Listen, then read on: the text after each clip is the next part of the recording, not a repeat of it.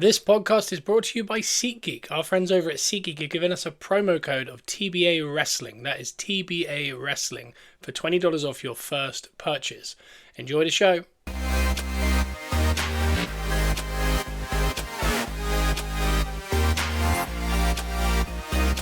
Welcome to Gunners Rust Podcast, where we are positively Arsenal.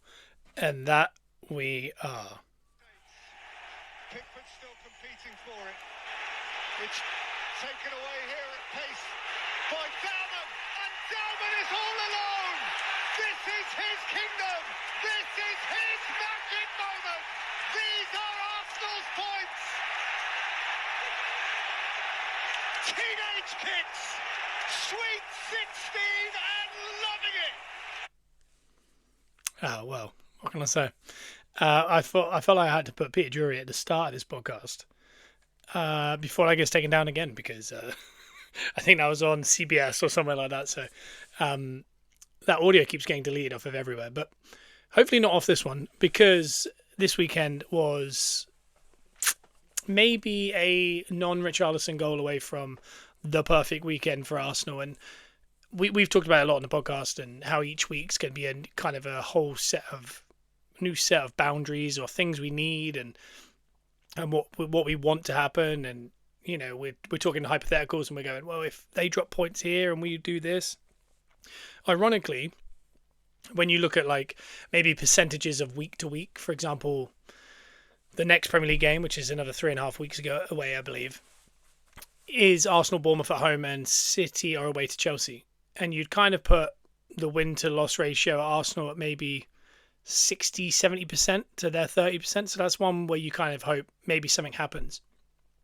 I think them away at West Ham and us at home at Everton, you know, some might say that would be 60-40 to the City. I'd say it's probably 50-50, simply because West Ham are actively looking for safety and need to get a result.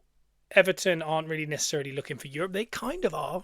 When you actually look at the table, they're probably thinking about it now. So maybe I'm giving them a disservice there, but they're definitely not in a relegation battle or anything like that. The desperation is different, but they have a very good away record.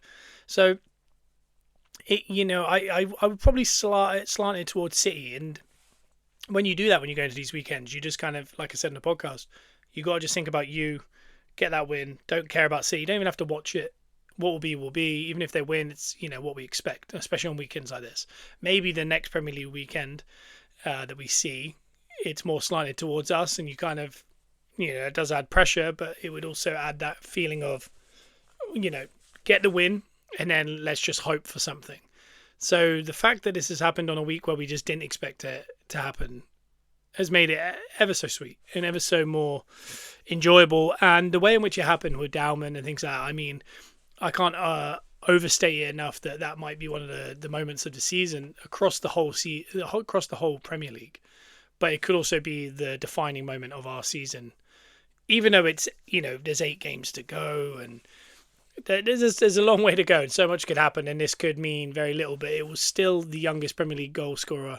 He still ran the length of the field. There's so much to break down in that, and we will today. So here on iTunes and Spotify, every single Monday, I go solo, and then Wednesday, Joe and I will be in the studio for normal iTunes and Spotify. Both of these will be on the Patreon as well, but ad-free. No SeatGeek, no whatnot, no nothing at the start. But over on the Patreon, we are adding more episodes. Like last week, we had a draw reaction, we had a preview, we had a review of Bayer Leverkusen, we had a preview of Everton. All these things are more in depth over on the Patreon. So if you are interested, please go to our Patreon. The link is below this podcast. So if you enjoy the podcast, go there, click the link, and you can sign up. I think it's around £6 if you go through that link and not through the app, because there's a little tax when you do it on the app. But it'll just support the show and make sure we can bring you more podcasts, more Patreons. And also over on the Patreon, we are giving away a graded Arsenal card every single month to a paid Patreon. So keep your eyes peeled on that. So as for today, I think we kind of, as far as the podcast goes, we've not, if you're not a patron, I don't think we've even talked about Leverkusen, but over on the Patreon we have. So we're not going to go too deep on that, but just I'll kind of gloss over the way in which we've played recently, and then that will kind of factor into this Everton game. So we're going to mainly talk about the Everton game and the West Ham City game, and I'll preview a little bit of the Leverkusen game. I will do a deep dive tomorrow on the Leverkusen game on the Patreon. So if you want like a deep preview and kind of talk more in depth about who could be playing, who's starting, stats, statistics, predictions and all that, that will be tomorrow. But today I will gloss on it just to kind of get you prepared here on iTunes and Spotify for the big Leverkusen game tomorrow. So I think we got to start the weekend. As I said, I think it was a weekend where we just knew we had to do our job, but we didn't really hold out much hope as far as West Ham getting a result, simply because West Ham actually have been in very good form. When you look at since the turn of the year, I think they're maybe in the top 12 as far as results. They're not bad, they're definitely turned a corner since Nuno came in. He's organised them. They're a lot more solid. There's also like a togetherness and an energy with them that feels like when teams survive, they have that kind of feeling, and West Ham have that feeling at the minute. So it wasn't so much like, and again, this is why people are saying this is the worst season of all time, but I actually think it's probably the most competitive season of all time, is there's no game that you go into and go, yeah, that's a win. Like, for example, Everton, 8th in the league, very good away from home. England international is their goalkeeper. They've got people like Njai, Dewsbury Hall in that team. They were missing Tarkovsky and Branthwaite, which is a huge plus for us. Very good manager in David Moyes. So when you do look at that, you think, do you know what? There's no easy games. And you go to West Ham, and there's a team that, like I said, very in form. They have top players like Jared Bowen. They have players like Fernandez in the middle is actually a really good player. Mavropanos, so Big Wenger's done it again, because we'll talk about that in a moment. But there's never a game you walk into and go, yeah, that's the 3 points. I remember at the start of the season, our first game like that was Leeds at home. And we ended up actually winning that. I think it was 4-0, maybe 5-0, 4. I want to say 4. It could have been 5. And we announced Eza before. Yokro scored a brace. And it was one of those games where you just felt confident. Yeah, promoted team, Leeds are quite attacking at the Emirates. 5:30, perfect. But as the season's gone on, I think if we played them now at Emirates, I wouldn't be 100% sure. There's not a game, I don't think, that I would sit here and go, yep, that's nailed on. For example, I think in this run-in we have Burnley at home. That's as close to nailed on a win as you can get. And I mean, you could say Wolves was also that. But when you look at Wolves, they've also had a turn of fortune since Rob Edwards has come in. They've galvanised and they've got a little bit of form going. And we, conceded a late equaliser there at home to Wolves when they were in, even though Rob Edwards was there, they were still in very bad form. And we had to nick an own goal / Jesus goal in the 93rd minute to actually win that game. So that's how little there are games that you can kind of nail on a win, because Spurs are the most out of form team in the league. Haven't won a game in 2026. They go to Anfield and, dare I say, create the better chances throughout the whole game anyway, and ended up getting a draw. So that just shows you it's one of those years where, and this is the worrying part of the run-in, is you look at Bournemouth at home next for Arsenal. There's no one with a longer unbeaten run in the Premier League than Bournemouth with 10. It feels like that kind of stat comes out every week. You play someone and you hear like, oh, that, and then you go, oh, Jesus, okay, maybe it is tougher than we think. And then you go, home to Newcastle and you think, well, they're struggling this season compared to last. And they're like, no, but they've just scalped, Man United and Chelsea in the last few weeks. And they pretty much had Barcelona beat till the 95th minute. And you think, oh, okay, yeah, maybe that will be tough, actually. And that's the thing, is you go into these weekends and now we're overanalyzing everything because we're so nervous. And I talked about that nervous energy only in the Premier League, and we don't feel it so much in the Champions League and the FA Cup and the Carabao Cup. Even next weekend, I think I'll have less nerves for that game, that cup final with Man City, than I would for that Everton game yesterday. The nerves for the Everton game, not yesterday, so 2 days ago, on the Saturday. Because even when you look at the week ahead, the 7 days or 8 days, Everton at home in the Premier League, Leverkusen at home in the Champions League knockout Tuesday, and then Sunday a Carabao Cup final against Man City. The most important of, if you had to win, lose and draw a game there, you would obviously win the Everton game. That is the guarantee. You have to win that Everton game. You would probably lose the Carabao Cup final and you draw that Leverkusen match and hope we win in extra time or penalties. That's the order. So when you look from the outside, you'd see a cup final, Champions League, and then the Premier League. You'd probably go the complete opposite. If you're not going deep into this, you go, well, win the Carabao Cup final. It's a medal. It's a trophy. Champions League is the most important thing ever to the modern fan. You have to win that. So we have to get through there somehow. And then the Premier League, yeah, but there's also 8 more games. You can make up those points. It's so competitive. You cannot afford. Like, City drew. That's not an awful result in the running. Teams always draw in the running. There isn't that Man City team of the 4 years in a row. Most teams will lose and draw in that run-in, and so will the other teams that are in the run-in. But now you can't. You can't afford to, because we're waiting for City to hit that turning point and they'd win 8 in a row. Not even a draw, just 8 in a row. And you never know when it's coming. And sometimes it comes with 14 games to go, as they've done before, when they hit 100 points. And sometimes it's now, we've got 8 games, they've got 9. For all we know, they win all 9. And if you win all 9, that's 27 points. They're on 61, I believe. 61. So that would put them on 90 points. Or 88. If they were to win outright, or 85. Oh, I can't do that math. 27. 67. 68. 88. 88 points, right? So if they were to win out, they would get 88 points. And that's not a bad tally, and we don't know when that turn of form is going to happen and they turn into that robotic team. Or is it a season where they don't do that? Is it a season where by the way, they have 8 games, so they can hit 85. We have 7. It's even closer than I realised.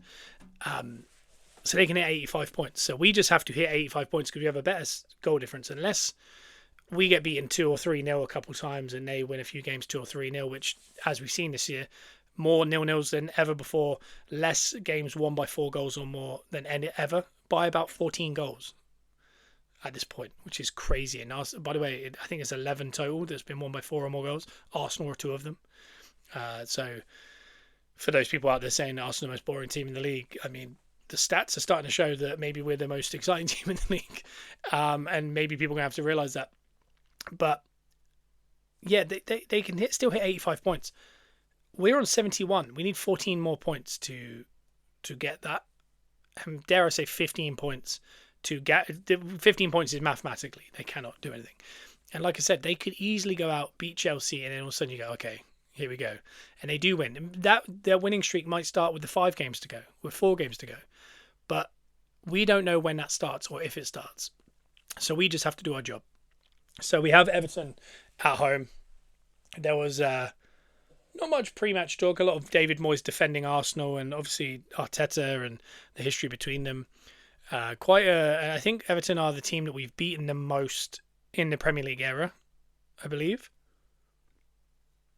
So they're our favourite opponent. Sip of coffee for the working man.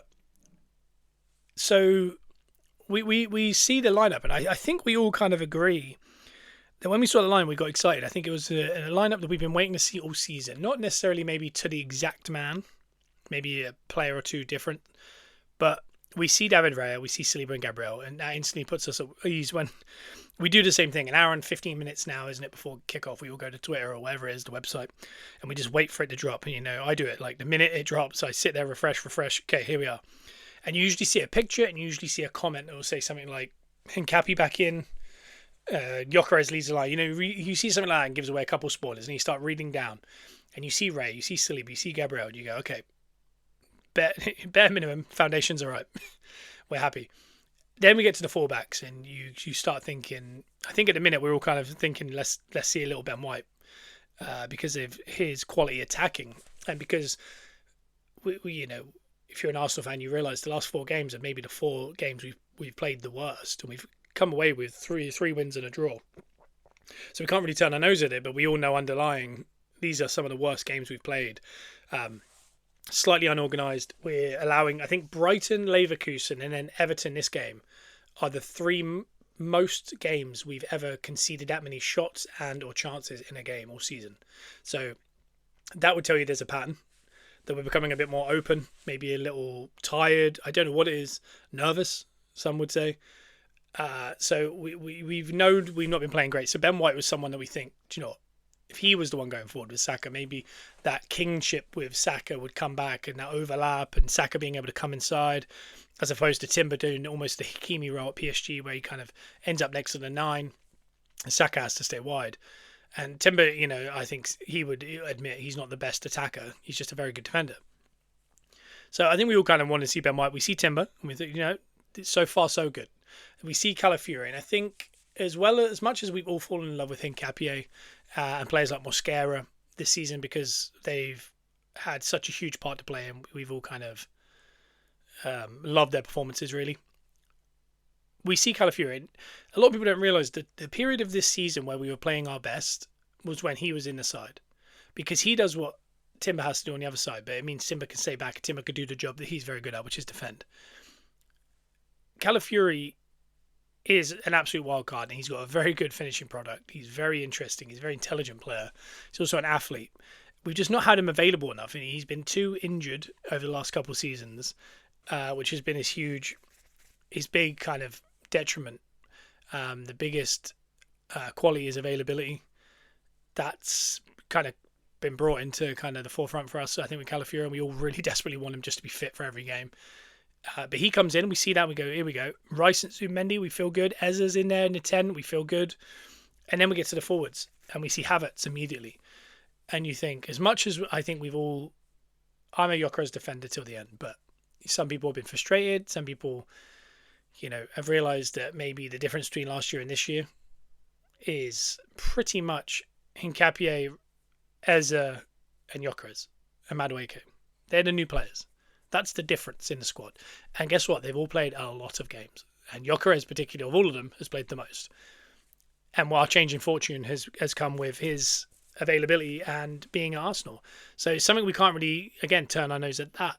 And that is just cold, hard kind of stats in our face that we have to accept, whether we think he's a bit clumsy or whatever it is. Even if you see that training video of him getting prepared and warmed up for the game, where he looks unbelievably good at first touch and close control.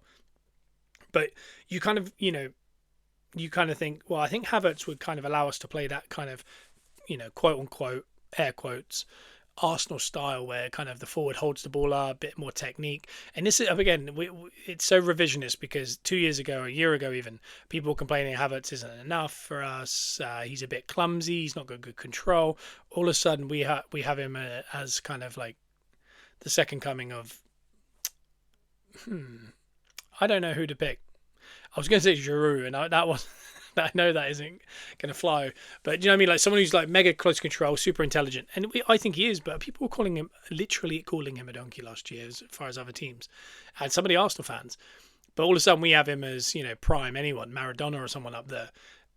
But we do know his style is closer to what Moreno does. And Moreno can't do it as well as Havertz because Havertz is a centre forward and one of the best in the world. But we see Saka and go, do you know, that's good. But Madueke, we've all kind of felt he needs game time. We don't necessarily want to drop Saka, even though he had potentially his worst game against Leverkusen in a week. But we've known that issue with Trossard being missing, Eza and Odegaard being missing means Eza has to play 10, which means the left side is just Martinelli. So I don't mind Madueke getting some minutes in the Premier League. But on his wrong side, the only downside I would say is his best moment of the whole game was that kind of, do you remember that 2 minutes right before he got subbed? Where he switched to the right and Saka went left. He instantly made a huge impact. And it does remind you that these players have exact positions for a reason. You don't, he's a winger, he'll figure it out, and you don't want to get too galaxy brain with it. But, when you look at Liverpool and they've got a central midfielder in Szoboszlai playing right back behind the right winger, who the right winger is a right back. And you think, well, wouldn't it make more sense if you just played the right back as a right back and Szoboszlai, who's a central midfielder, just play him in central midfield and push someone else outside that's got a bit more pace, or even leave Szoboszlai out wide. It just seems a bit odd, and I think a lot of managers do this. Look at Pep in the Champions League this week, full galaxy brain, 3 wingers, less midfield, and got completely overran. But that's the starting lineup. We feel good, and I must admit, the first 15 minutes, I was sitting there watching with my dad, and we have these games at the Emirates, and it's happened in the last couple of years where we almost make a joke that there's an element of like Harlem Globetrotters about it. There's an element of, everyone's trying a couple bits. And it's so different to when you think of the last 4 games, the Mansfield game, the Chelsea game, the Brighton game, Leverkusen game, where even when you're against Mansfield, even when you're against Brighton in the league, Chelsea at home, no one's really, I always say that when we get into our worst form is when we become almost cowardly football, where everyone's pass is to the next man. You make the mistake. You make the mistake. No, you make the mistake. You have a go. Then usually Gabriel Saliba hoofs it long or has a shot from wide. Another sip of coffee.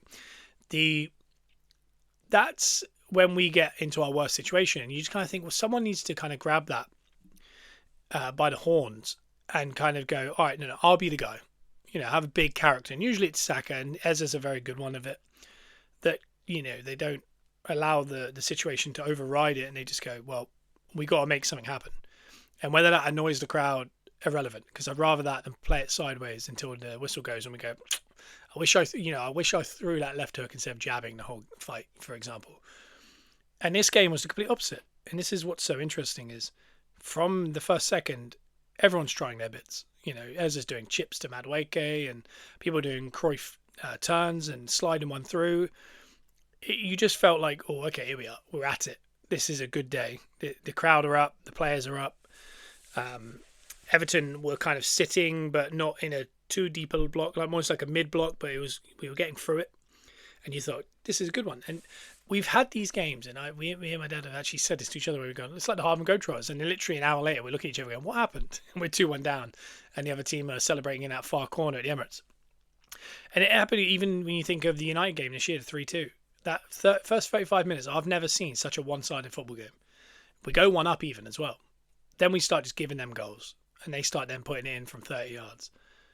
And you think, as the light disappears from the first half, from the sun to the evening, so does your kind of atmosphere and your mood in the house or on the stadium, where you go, wait a second, 30 minutes ago we were sitting here going, wow, we're good.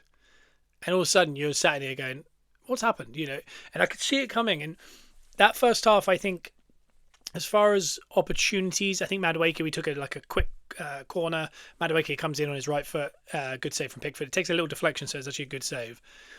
And around that time, I think Eze slides that ball through to Havertz, really unbelievable. And this is to the one where Keane treads on his foot. And in real time, I must say, it feels like he kind of puts his hands out and shoves Havertz. And Havertz goes down. And I remember my initial feeling was like, soft. That would have been soft to give that. But why didn't he just stay up? That kind of feeling of just like, I get what you're doing. He's touched you, but you had whether he touched you or not, you had a really good opportunity to have a 1-on-1, and you probably score that. And I thought, but Havertz's reaction was so visceral, it was so big, that he was like waving his arms like, no, I think you're missing the point. That's a clear penalty. And Havertz isn't the kind of guy that does that and chases the ref or anything. Like, he's kind of quite a quiet guy. So I thought, oh, there's something to it. And the first replay, you instantly see it. And there is a really good replay from almost ironically the ref's kind of position, and he just treads on his ankle. He can't go anywhere. Like, it's a stonewaller penalty, and I genuinely think there's a chance. And by the way, VAR checked this for maybe 15 seconds at most, and I don't think I've seen someone. I think I just saw who's the ref? Not Mike Dean, not Dermot Gallagher. It might be Dermot. Oh, the older guy that's on Sky, he's doing ref watch, and he just said it's as egregious as a decision as you'll ever see. Like, it's a clear penalty. He's saying that, and then Jamie Redknapp at half time, my God, he was epileptic. He was livid. This is how Premier League titles get lost with awful decisions like that. Like, some decisions are just kind of thought provoking, and 50% would pick one way. It's difficult. But this one, I think, there's no one that can watch that and say that wasn't a penalty. And if they are, they're just kind of being awkward for the sake of being awkward. And he was absolutely beside himself at half time, which says a lot for an ex, Tottenham and Liverpool player to be saying that. But that decision doesn't get given. It was a very quick check, nothing given. And at that point, it kind of switched, and Everton started to have a couple of chances. I think McNeil comes in on the side, loads of time, loads of space. And again, this has been a long stemming issue all season, that when players get into that position, we just almost allow them infield and just go on and have a shot. You won't beat us.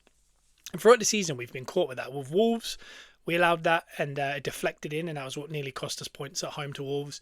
Man United, it happened twice with Cunha and with Dorgu. There's been a few other occasions. We just don't get out and we just go, well, you're not going to score from there. And we've been proven wrong throughout the season that they will just score from there. And this happened again with McNeil, and he has Raya beat, hits the post, comes out. I think Njai is offside, but he can't put it in from the quick rebound. And, things started to change. There was the Njai cross. And this is one of those moments where you kind of go, is it not our day or is it our day? Raya gets his fingertips to it. And usually that's quite, he's very good at collecting crosses, but usually getting your fingertips to it is what kind of disrupts the move. And that's usually just very good goalkeeping. Ironically, McNeil realises this and just waits. So Calafiori ends up falling. Raya comes out, he's out of his goal. He touches the ball down almost perfectly to McNeil's feet. He kind of sets himself and volleys it so hard at the near post. And Calafiori does one of the wildest movements of like almost in a press-up position, Scorpion, throws his legs up high and it just nails his ankles. And he celebrates it. Gabriel can't stop celebrating with him because they're like that. And just a bizarre circumstance because when that ball drops to McNeil, you think, it's not our day when, on any other day, that's what disrupts McNeil getting the ball is that touch.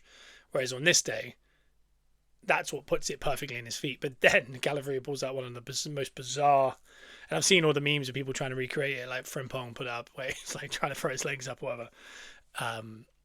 But just unbelievable, really. And so the big moments of the half, I'd say, were that Scorpion kick and then a penalty that wasn't given. You come out in the second half, and these are the games that, on the podcast, I always talk about the Emirates. One or two things usually happen. We get an early goal, and we usually then start to slowly build on that. Then there's usually a moment around 60 minutes where we drop and we decide we're going to defend a 1-0 win. And then one or two things happen. The other team score and it becomes one of those days. Or we get a goal on the counter and then it turns into 2, 3, 4 goals. And you forget that 5-minute spell where we decided we were going to try to defend for 35 minutes. Or no goals happen and it gets to 60 minutes and all of a sudden you go look at the clock and you see 60 and you go, we've added on time. It's 35 minutes. We got good time. And then you kind of watch a couple of plays. The team start, Everton were doing a great job at kind of slowing the play down, a couple of injuries. And you make subs. We were making a lot of subs. They were making a lot of subs. And all of a sudden you look up at the clock and you go, it's 72. And you think, that's all right. I've still got, 20 plus minutes. And then all of a sudden, I don't know what it is, but when you go from 72 to like 76, you're like, we've got 10 minutes, even though it's still 20 minutes. And you just think, well, it's going to take 2 or 3 minutes to create a chance. Then once that chance doesn't go in, for example, you lose the ball. That's going to take 2 minutes to regurgitate that ball off the other team and get it back under our control and start creating a new chance. So you start going, we got 3 or 4 more chances here. And every one is getting more. Either the players are going to turn into that thing I said earlier where they go, you have a go, you have a go, you have a go, I don't want to get involved. Or we are going to start throwing the most bizarre crosses in and we're going to sit and go, why are we doing that?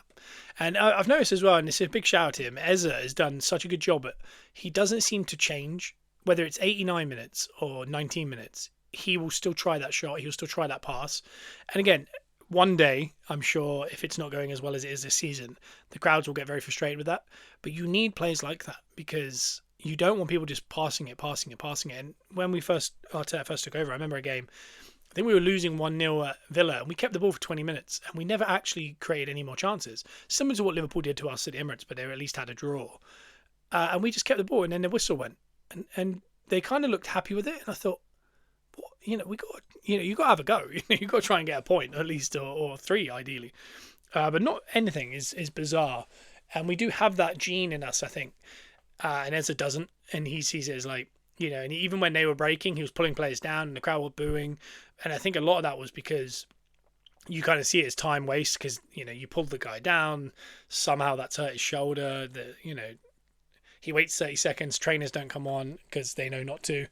And then he starts going, I don't need the medical help. Then he goes back down. All the stuff that people claim that we do. They were doing all that. And you just, again, I have no issue with it.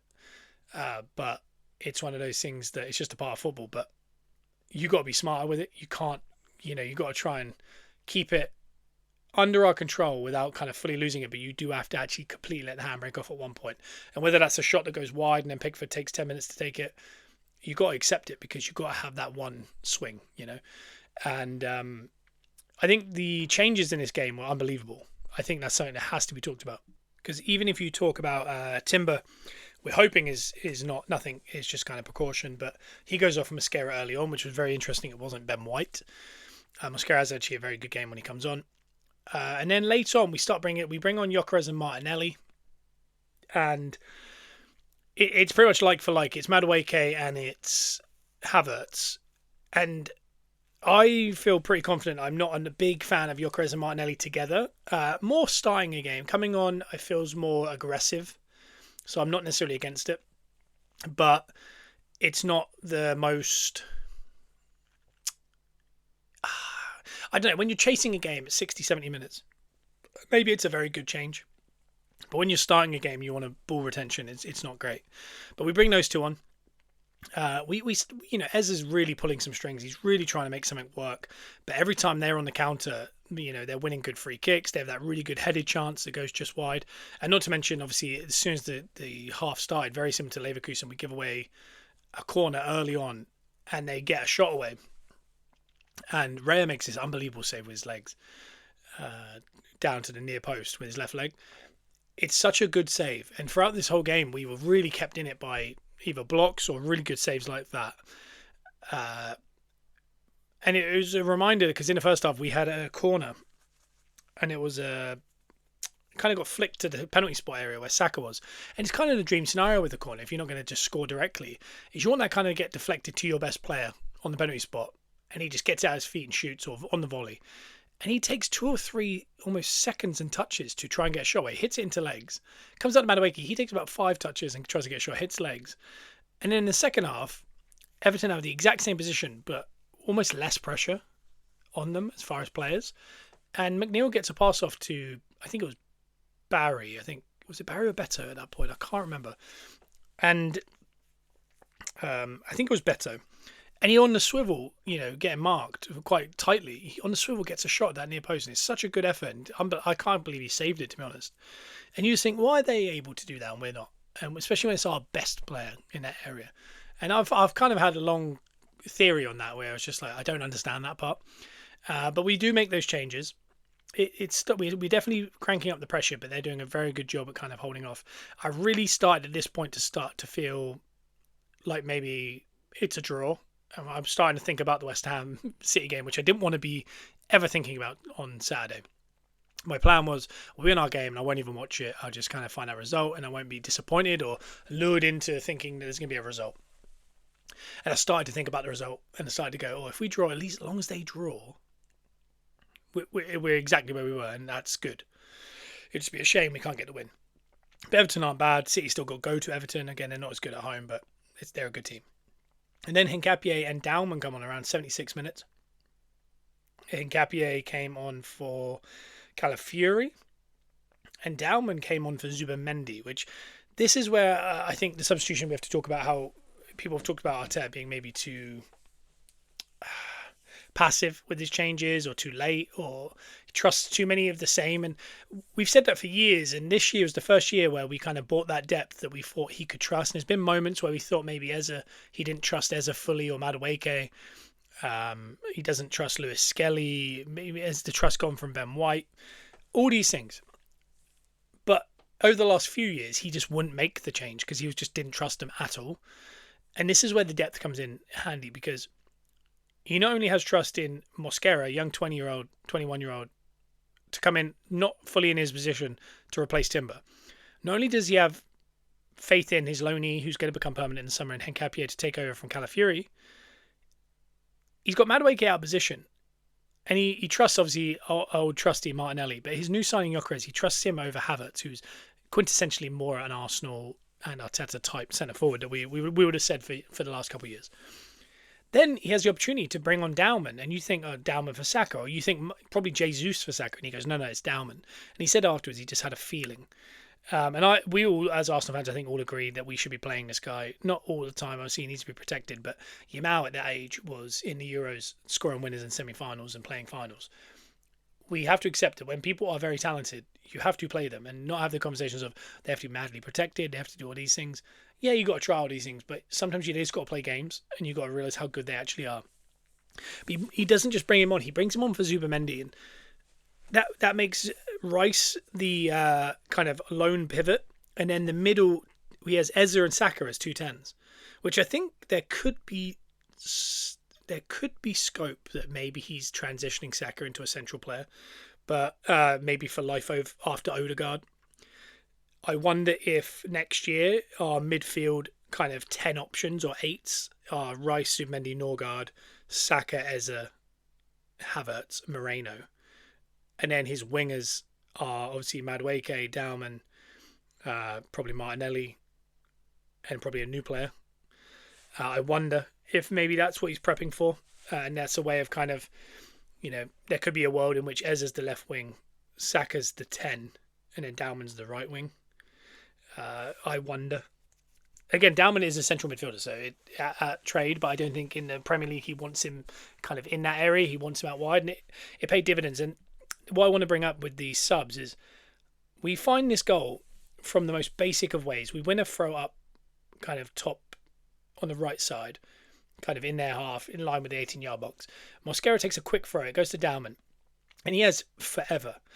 And some would say that maybe that was them being a little bit, not disrespectful, but just being like, well, what's he going to do? But I think it's been built because all game we got into that position constantly with Saka, Martinelli, Madueke, who else played out wide at different times. But we were in these positions constantly, and no one ever crossed it. We just wouldn't timber in the first half. We would just play one more. How many times it gets pulled back on the left side to Zubimendi, who can whip it in with his left foot like an outswinger into a danger area, and they don't. They just put their foot on it and go one more, and they go all the way to the other side. Then they roll it back to Timber. He could whip it in. No, foot on it, carry on, go across. The horseshoe of death, as they call it. And it's not that they didn't have space. They all had space, but very rarely does the right winger have space. It's usually Timber or Zubimendi or the left back at the time, or Declan Rice. It's never usually Martinelli or Saka that have that much time. Maybe it was the quick throw, I don't know. But Dowman has it, and he has forever. And instead of just, because he could have just played it to Rice in field. He could have kept going in field and just, or he could have driven in field and had a shot or whatever it was. He puts his foot in and he just kind of nudges it out and goes, I'll just cross it then. There's no pressure. And he crosses it, and is it a good cross? Yes. Is it bad goalkeeping? Probably. And it just goes over Pickford. He touches it slightly. That takes it actually away from the Everton defender and hits Nketiah on the kind of thighs. Goes across the goal. And Gyökeres, that's his bread and butter. That's what he's waiting for. He's waiting for those opportunities. He knocks it into an open goal with his right foot. And he throws the mask on, and you just feel that pressure lift. This is 88 minutes. He gets the goal. I think we all kind of had that kind of so relieved, but we wanted to see that first replay. Not so much offsides, even though it was actually tight, and I think we all realised. It was, does it touch his hand on Nketiah or anything like that? First replay, they kind of pause it. You see he's onside by about a yard, and you just see it just touches his size, and you just instantly have that second wave of relief of just, that counts. And all I could think was, can we just hold on though? Because Everton were good all game. I think they were really worth a draw, probably. And they keep pushing, and you just think, oh, can we just get by? And Nketiah makes that unbelievable tackle, not to let a corner happen, to kind of allow a throw, does his kind of celebration. Throwing comes in, him and Gabriel go for the same thing, goes out for a corner. And this is when Pickford comes up. And at this point, I was just kind of doing the, tapping the badge, just, good kind of energy, like, please just get through this. And then at the front post, puts his body on line. Gyökeres makes an unbelievable header. And then Pickford kind of bails out of a header with Martinelli, ironically. Probably because he doesn't want to give away a free kick, because I think the angle of it, no matter what was going to happen, if he went for it, he was probably going to miss it and knock into Martinelli and would have caused a free kick and the game ends. So he probably almost just hoping maybe he heads it to an Everton player. He heads it down, he goes to Dowman. And this is, you can't even explain it. I think people in football know how good this was. Some other people would say, well, you just run to length of the field. How many times have you seen a goalie come up and they can never capitalise? It happens so often when a goalie comes up and you go, yeah, but if we break, we're going to score. I've hardly ever seen it. I think I remember Martinelli running with the Villa one, but he kind of gets set away and he's kind of just running straight. He's got two men to beat. And not just that, he's not the favourite for the first one. And the way he headers it down to past Malienko, and he headers it down. He gets an arm across the face. He could easily, I think, probably an older player just goes down there and the game ends, and that's probably dare I say, the best way to do it. Because if he gets tackled next, they don't bring it back for that first foul. But he gets past him. And again, we talk about the coaches and Clive on Arsenal Vision and stuff.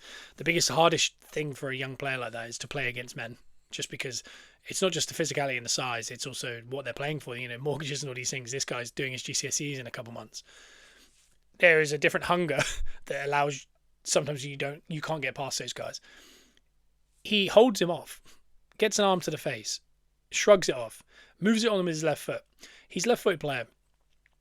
And then I think Shrewsbury Hall comes in. He does not expect him to take his trailing standing leg and knock it with that right foot, and then in quick succession another right foot to go around him, and then he's free. And you kind of, if you watch from different angles, there's so many fun things to spot. Like one, Gyökeres is the one who wins that header, and he is busting a gut to get up there with him. But once he realizes he's away, he just kind of starts celebrating. Eza, Gabriel both start celebrating early. Mosquera celebrates early. Martinelli almost slows down, like, this is your moment, but then realizes he might get caught up here. So he kind of runs a little block. He gets a kind of a grab of the throat for his troubles. But he just kind of makes sure it happens. But the composure he has to header that down, to touch around the corner, and then the speed he gets from one end to the other is frightening, because he rolls the ball in, he pulls his shorts. He's so calm, and it's not until he turns that he realizes, like, oh my God, what's happened here? He starts freaking out, and it's just such a good thing to see. And you see some of the other young players that were on the bench that are in the same academy, similar age, they're almost like the first ones down there, just to kind of, because they probably can't believe it's happened. And then they celebrate in that corner, and we've missed a couple of these big celebrations. I think when Rice first joined, and we had that the Man United game with the Gabriel step up, and then the two late goals. There's something so good, not about not the winning goal. The Gyökeres goal is the winning goal, and there was a big relief and there was a big excitement. But it's when that game gets taken away from another team so late, you've won it. There's no way back. It's almost like a complete energy unload of just, we've won, and we haven't had that in a while. We feel like in the last couple of years, maybe not last year, but the years before that, we had it constantly. It felt like that Bournemouth game, the Man United game, the Villa game. There were so many of them. And it feels like we haven't had those moments many times this year. And I think it was just so many different things. Like, one, it's so important to get the win. We felt like we were going towards a draw. The way we've been playing recently, and we actually played a lot better in this game, but it felt like, oh look, we play better and we actually don't get the result. So you start to have that question. You start worrying, like, well, City are going to beat West Ham. This is going to be 1 point once they win their game in hand. And I think also it's Dowman, and I think when it's Hale End, it's, a British guy from Hale End, particularly, not necessarily British, but from Hale End. But there's all these added elements, I'm sure, that people kind of get excited about. I think we all want to see Dowman more. So it was just one of those moments, and again, everyone's saying it, but there's an element of Messi to it, yes, but it's what he does next. It's we knew he's been this good. There's people like John Terry and Rio Ferdinand have talked about this guy for about 4 years, since he was about 12, 11 even, saying, like, pretty much everyone in England said, we've got our own Messi in this country. And there's been a general conversation, but translating that to men's football takes a lot. And it's, he becomes the youngest ever Premier League goal scorer. That's big. But he's, you think of Ria and Gamoa scored that early goal against Newcastle, I think, for Liverpool, about 3-4 games in. And that was when Liverpool winning every game in almost like the 96th minute.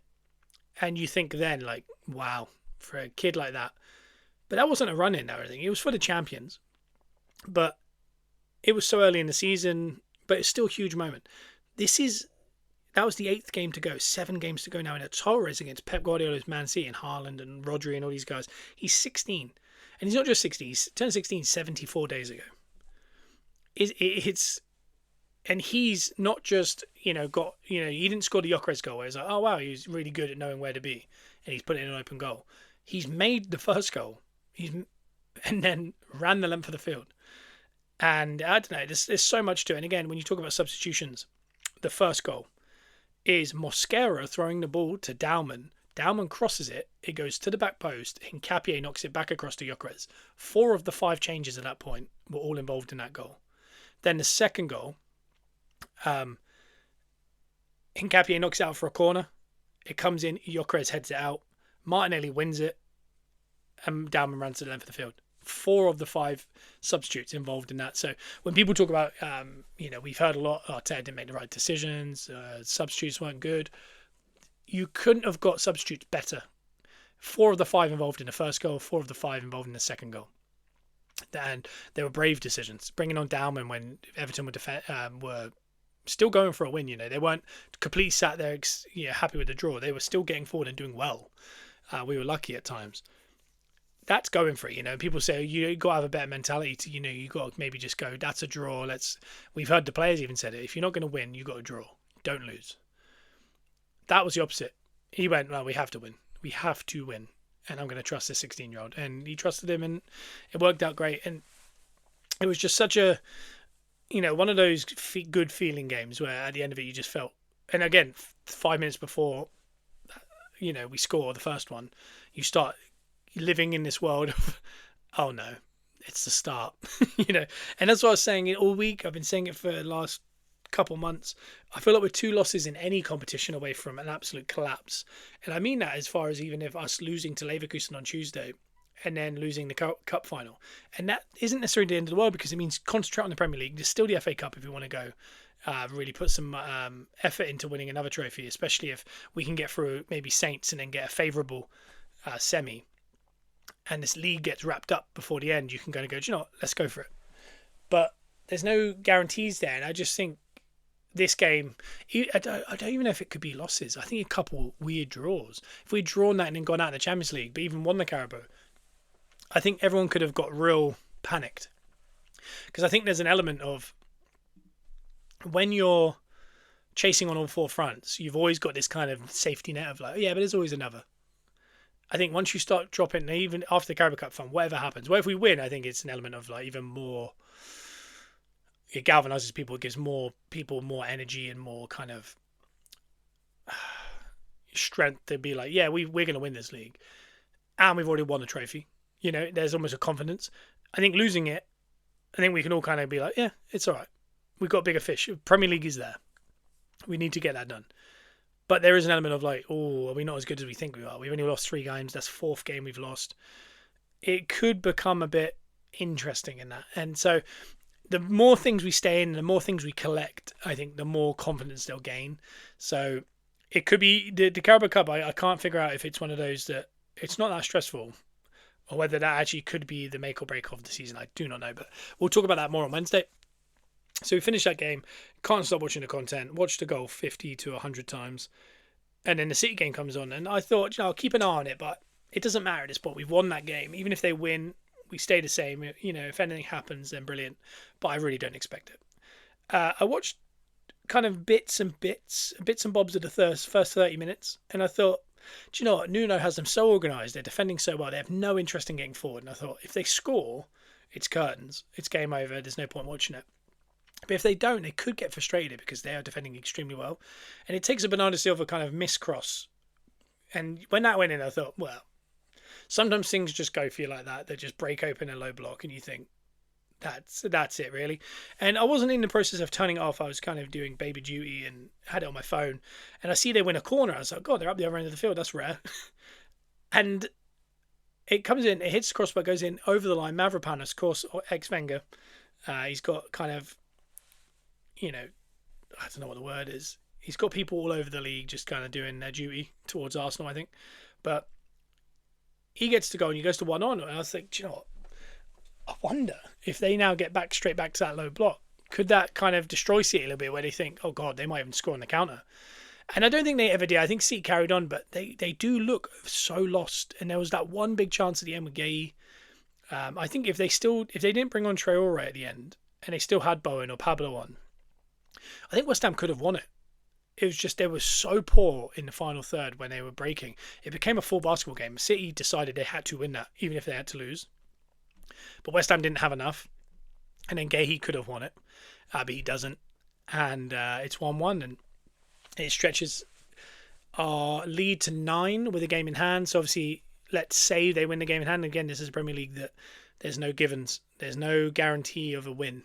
But let's say they do, it's 6 points, which means if you go to the Etihad, it means that whatever happens, even if we lose to Bournemouth and they beat Chelsea, there's a chance, I think, if they both go out of Europe this week, that they might play that game between Chelsea and Arsenal. I think there's a chance.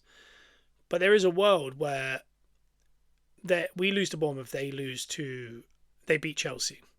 That goes to 6 points. They play the game, it goes to 3 points. Then they beat us at the Etihad, let's say. And then we'd be ahead on goal difference. But that's unbelievable cushion because you need us to lose, them to beat Chelsea away, them to then win a game in hand on a short week, then an even shorter week, play at home to Arsenal and have to go for it. They have to win. They cannot rely on a draw, which means they could be unorganised, they could be too aggressive, we could catch them. There's a lot of things that could go wrong with that, or there's a lot of things that could go right for them.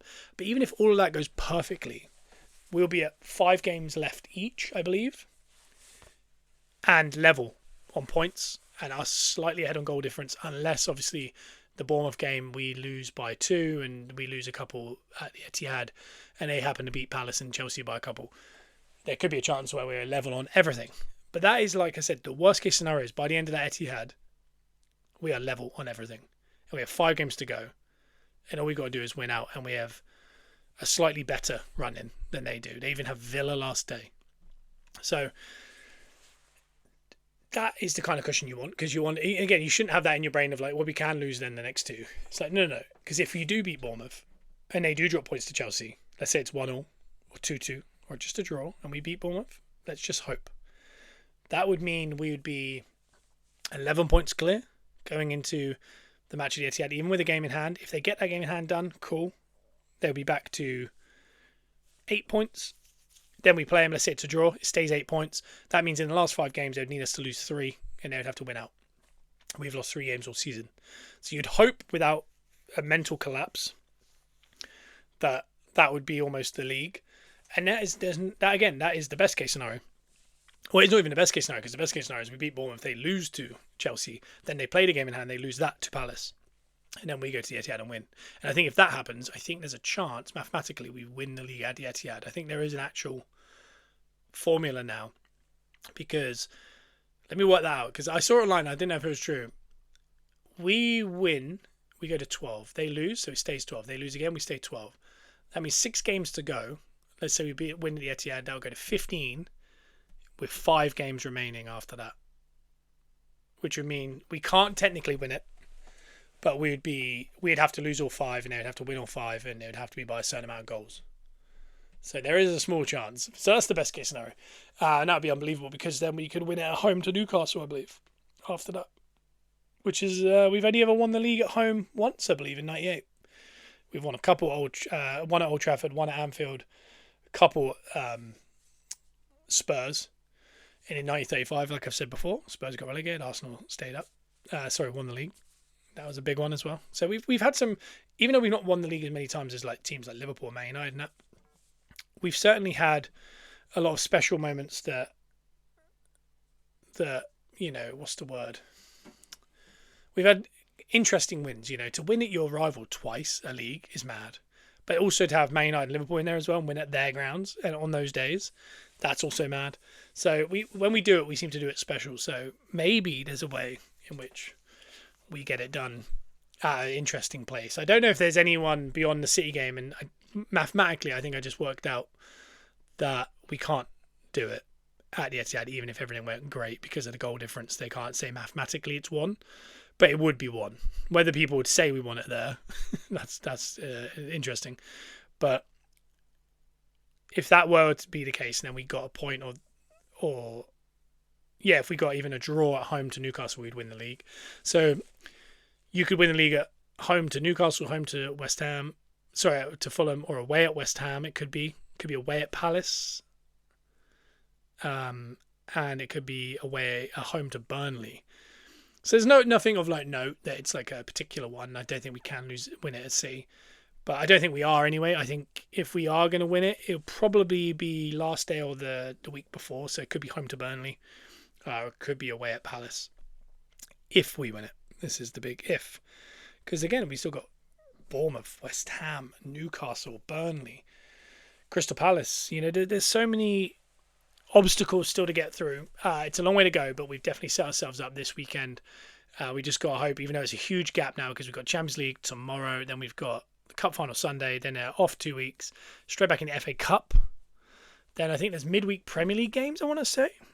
Is that what it is? I'll double check that. I think it's midweek. It's FA Cup at the weekend. And then maybe we're making up for the week that, because we're about to miss a week, whereas everyone else will play. So we'll play Southampton on the 4th.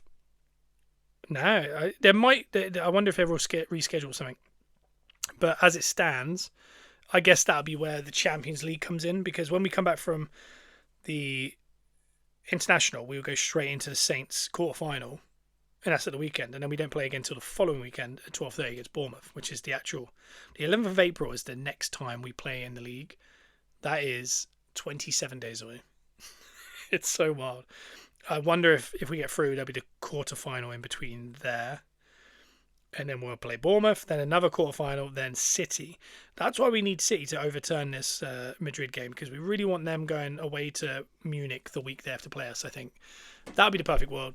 And then they get smashed, and then they have to come back and accept they're tired and gone out in Champions League, and they have us to deal with. So that's the perfect little scenario. As for tomorrow, we got Bayer Leverkusen in the Champions League. It was 1-1 in the first leg, so it's pretty much a null and void first leg. Imagine it didn't happen. Forget about it. It's a one-off game, like a home group stage game that we won all of them this year. Just imagine it's that. We're playing the team that came, 14th in the group stages at home. All we got to do is definitely win. No draws, no losses, just a win. Can be 1-0, 2-0, 5-0, 3-2, 3-1. Doesn't matter. Just a win. And because it's Tuesday, I think we've got a nice little kind of 4 days off between that and the cup final. City obviously going to be going hell for leather in the same period of time that we hopefully can professionally get a win at home, like a 2-0. I'm hoping they're in a battle of extra time and penalties that they go through on. That was 3-0, 0-0 in extra time, couple injuries, penalty shootout. They get through. They get Bayern Munich right between the game with us in the league. That would be ideal, because then there'll be more time for the cup final, and they'll have to deal with Bayern Munich the week that we play them. So that's another perfect scenario. Again, we're talking about perfect scenarios. We didn't expect what happened this weekend, so God knows what is coming in the future. But if you want a deep dive into Leverkusen tomorrow morning in the Patreon, you'll get one of those, a full preview. But as for now, I'm just going to leave it at that, really, that we just got to get a win, got to be professional. Whether is Timber fit, I don't know. Do you go with a strong hand and Dowman gets more minutes again? Make him one of the youngest players to score in the Champions League. Maybe we do something like that. I don't know. But I'm excited for it. And I think that win is just, it changes that mood, because you almost see the international break as that, stop point, a full stop.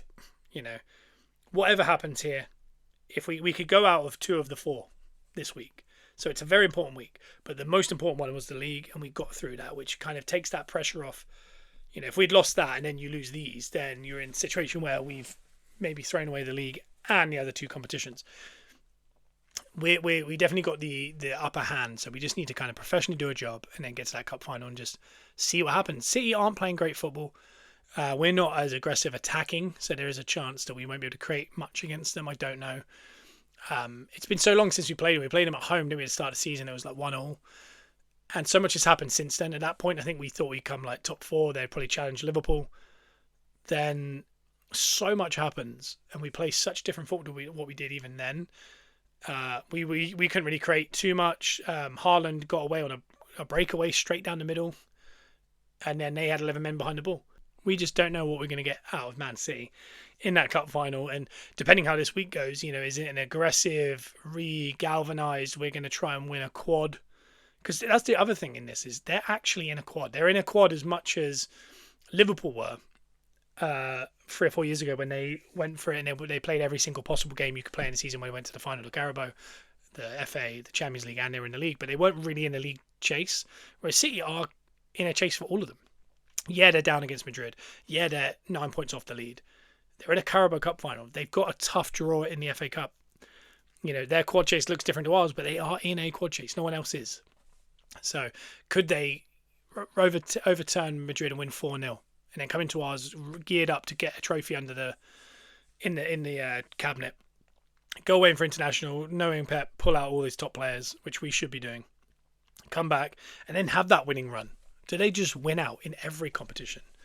And we just sit here and go, my God, we thought we were in a real title race that we were going to win. And in the end, the first team to ever win a quadruple were chasing us down and we did not know. It's like when we think back to the treble that they won. I think we all a lot of people wrote City off out of everything really that year. Everyone was like, yeah, they don't look right with Haaland. They not really figured it out.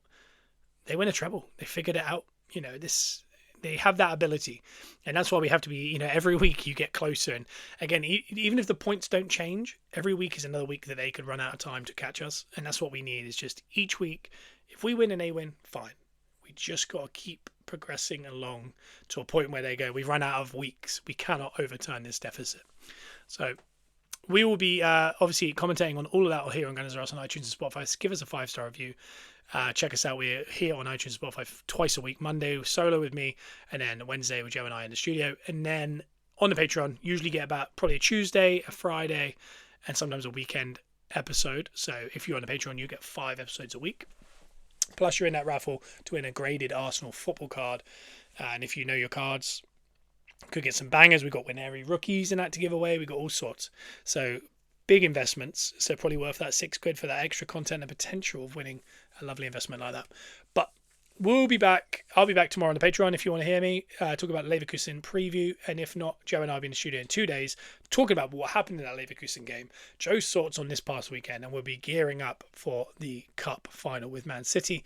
And we'll also probably have a better understanding of where City are as far as their season. Their match with Madrid is the same day as us, right? I don't know who I'm asking.